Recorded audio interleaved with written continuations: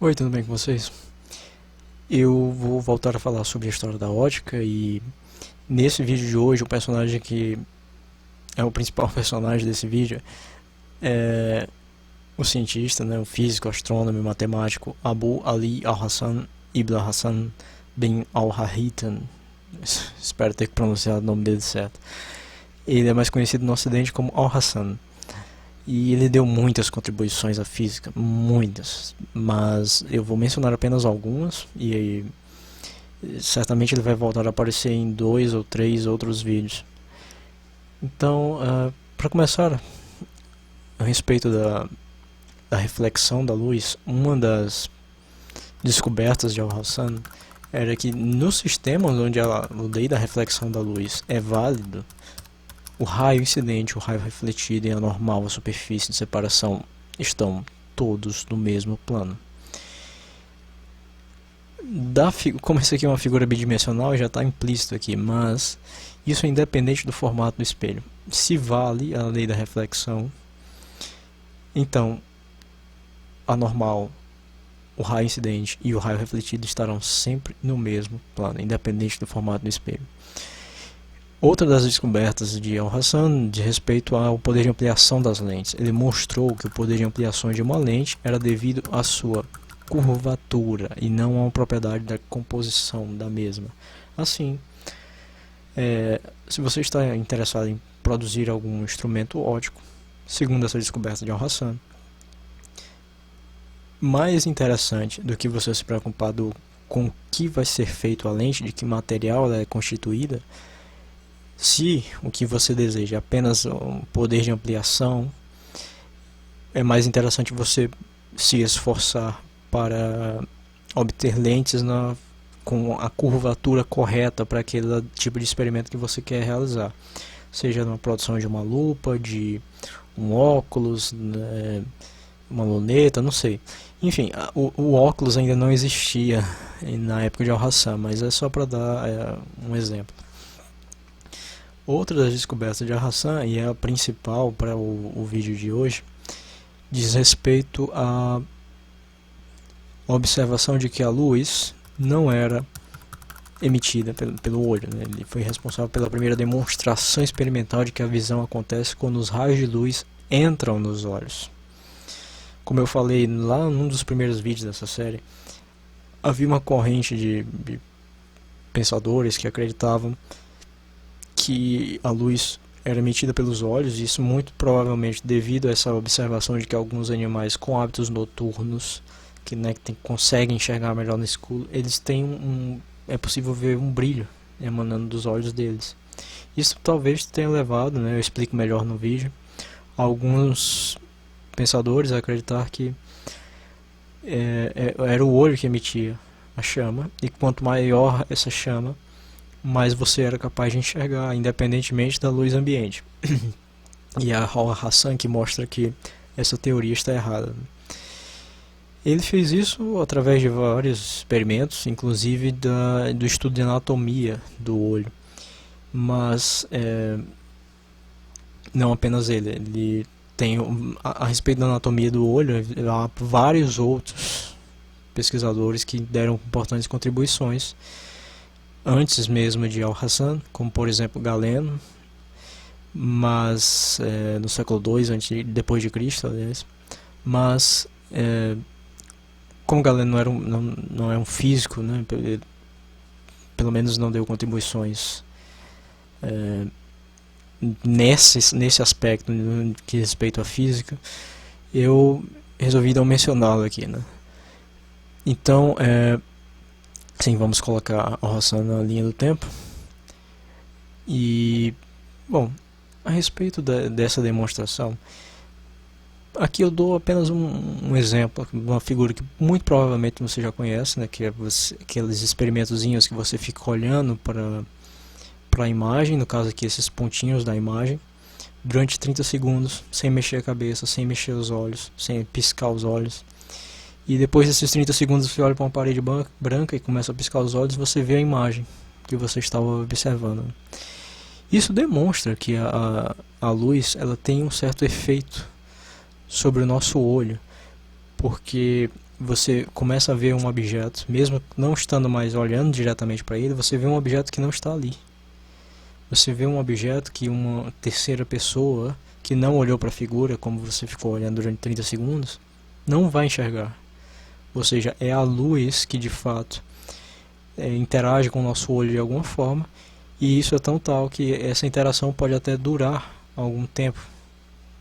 Como, por exemplo, não faça isso, mas se você olhar demais para o sol, você vai perder a visão. Se você olhar para a chama de uma vela, você vai ficar com uma mancha na sua visão por algum tempo. Ou seja, a luz de fato ela interage com o nosso olho de alguma forma. E isso já era um argumento contra essa ideia de que a luz era emitida pelo olho. Então falta eu explicar, né, o porquê que os animais, aqueles animais tinham esse brilho observável nos olhos à noite. E é o que eu vou tentar fazer no restante desse vídeo. Primeiro eu quero falar sobre a anatomia do olho humano, né?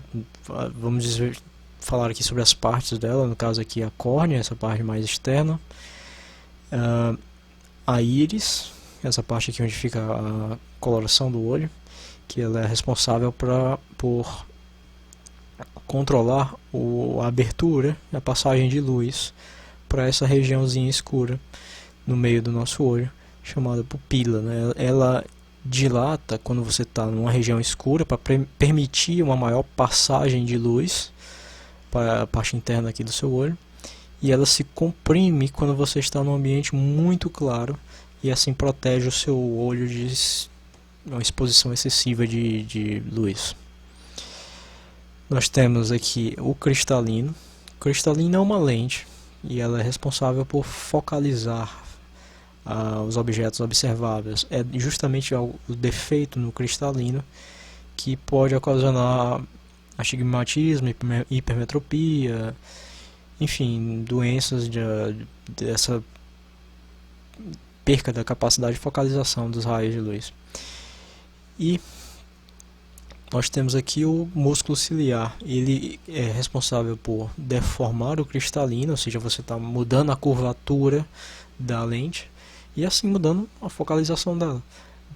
E isso é importante, por exemplo, isso me permite ser capaz de ler de perto e ler de longe, perceber um predador de perto, perceber a presença de com certa nitidez e um predador de longe. Bom,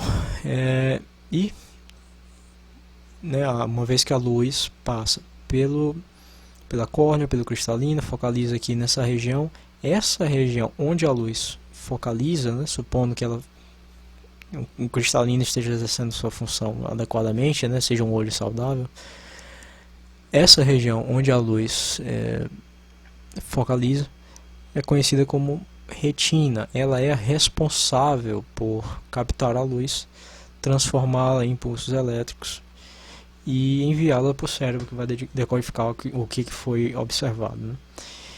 Bom, então, ok. Por que os animais possuem um brilho no olhar à noite, principalmente, e nós não? Bom, o que o olho desses animais com hábitos noturnos tem que nós não temos é uma segunda camada aqui, depois da retina, que ela atua como se fosse um tipo de espelho. Para que isso, né? Essa camada é conhecida como tapeto lúcido. Ela funciona como um espelho e ela permite que você tenha uma segunda oportunidade de captar aquela luz que não foi captada, né? Tá aqui a luz ambiente apresentada por essa seta amarela, ela passa pela retina, uma parte dessa luz vai ser captada e uma parte é transmitida, passa pela retina sem ser captada.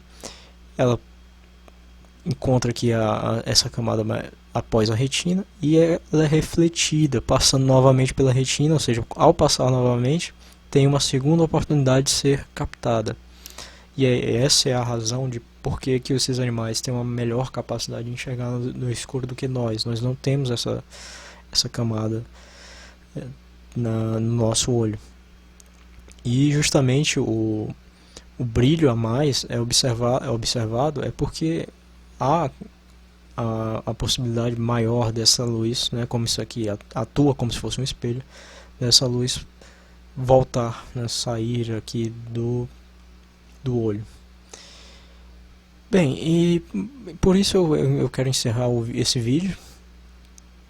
Essas aqui são as afirmações que nós vamos construindo ao longo dos vídeos, né? No que diz respeito ao que emite a luz, nós levantamos três possibilidades. Ele poderia ser emitido pelo olho, por todos os corpos e apenas por alguns corpos. Com o vídeo de hoje, eu